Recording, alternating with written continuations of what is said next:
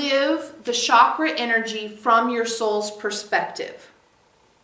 This means you're out of the fear-based operating system and you're into the consciousness-based operating system. So the activities of those chakras can be experienced consciously. All right? We're all on the same page there. Started with the first chakra. The first chakra is all about survival. So we've got money in there, we've got fear in there, we've got the saber-toothed tiger lives there, all that kind of stuff. So lots of people had severe monetary issues. We talked a lot about monetary issues. We talked a lot about certainty is in the first chakra. You know, it doesn't want to do anything unless it's sure it's going to work out. So we looked at how clarity and certainty are related to each other. That's pretty much what we did there. We moved into the second chakra, which of course is your relationship chakra. So, you know, marital issues we've been dealing with for years, but judgments and preferences. That's the main tool we really had for the second chakra, is that whole judgments and preferences. And pretty much everybody's familiar with that tool that's here. And if you're not, you can go on the internet. There's a whole talk about judgments and preferences and how you connect with other people. And of course, showing up as your complete self. Right? That was the main one, is can I be all of me? And if I can't be all of me, what am I getting in exchange? That was really one of the main components, was if I'm going to give a part of me up, what am I getting for that trade-off? And knowing why you're willing to make that trade. Yeah? Remember all that talk? Yeah. When you move into the third and fourth chakra, we talked in the past just briefly about the fact that they're melding. And the way they're melding is that they start to move in an energetic figure 8 rather than a circle. Because you're bringing them into a state of balance and harmony. Okay. Your third chakra, your power chakra, is kind of like how you are in the world, the picture you show to the world, how you move in the world, how the world experiences you to some degree as well. As you use that showing up as your complete self, that you found balance about in your second chakra, you got to know who you are. As you move your complete self into the world, you cannot do it without heart chakra energy connected to it. Meaning now you cannot move in the world without heart chakra energy. Okay? But you got to know what the trueness of the heart chakra energy is. And it's not bunnies and rainbows. It's not love, love, love, love, love. It's not, you know, all that stuff that it used to be. It's loving yourself first. So this is where that tool of we don't do service, that's where the no service tool shows up, is in the heart chakra. Because it's the candle tool. You know, anybody can share your flame, but you don't give your wax to nobody. Remember that tool. These are all heart chakra tools. These are all advanced heart chakra living. We're taking care of yourself, being selfish enough to care for yourself, and looking out for how you love yourself in the physical body.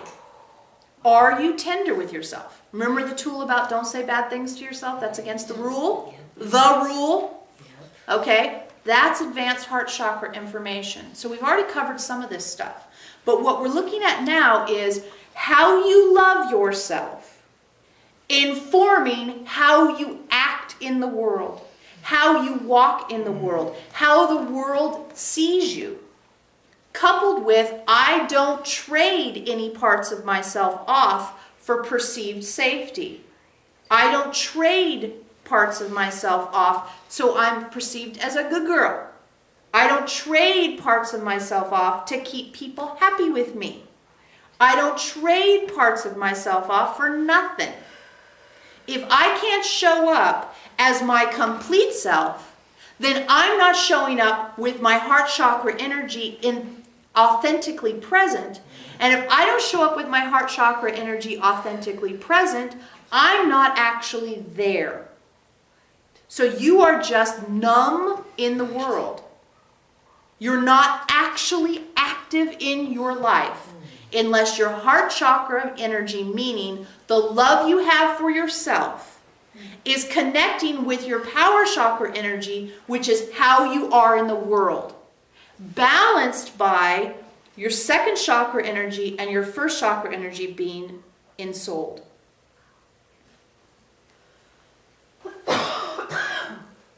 Eventually, we will talk about the other chakras. But for now, this one has to be at the top of the list. As you take yourself into your world, are you selling any parts of yourself for low vibrational outcomes? Are you hiding from yourself, using coping mechanisms, pretending, taking refuge in old patterns, habit, habitual response, all that stuff? It's all tied into here too. You see, we've been kind of building a pyramid, right? We've been building all these tools so that when you get to the top of the pyramid, you can stand up there and take a look around. The big ones: certainty, clarity, judgment, preference. Those are big ones. If you're not real clear on what those mean, we can either revisit them or you can go on the website. Those you want to really, really, really be owning. Of course, victim creator. Am I running victim energy anywhere in my life? Anywhere in my life am I deciding that somebody else is telling me how I can be? Am I accepting anyone else's decisions for me as if I have no input? Am I deciding that someone else has more authority in my creation than I do? Do I believe anyone can create in my life?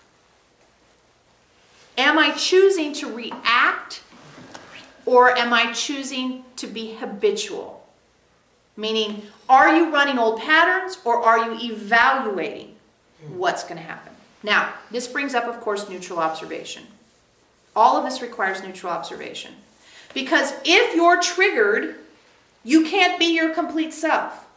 If you're triggered, you're in the past or the future. So neutral observation is the mechanism by which you take your complete self into the world. Now let's review neutral observation from this perspective. You're in a situation and you say, I don't know what the hell is happening to me. And if you can get the past and the future out of the story and you can observe it as though you don't know what's going on, it's brand new to you. Because it is. You've never been who you are now in the situation you're in currently.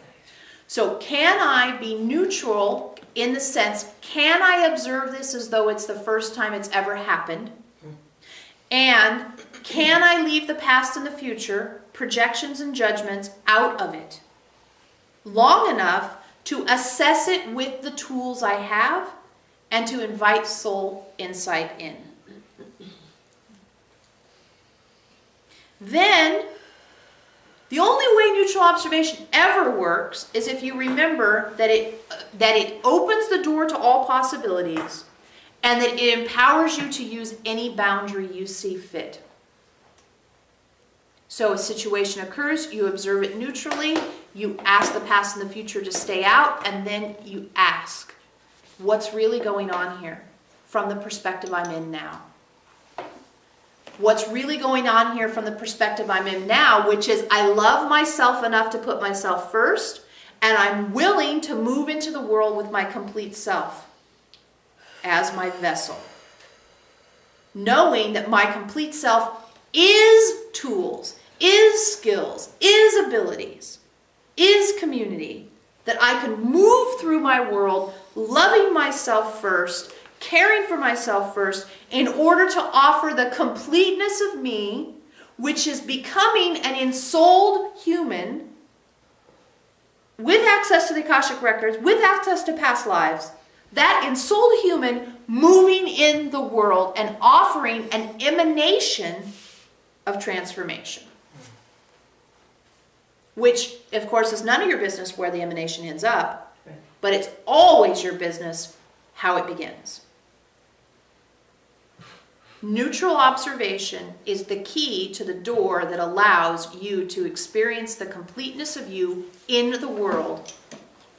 Boundaries are the way that you state preferences about how your experience will go. The ability to know your creatorship nature and to release the habit of being a victim is the way that you can do it with some integrity.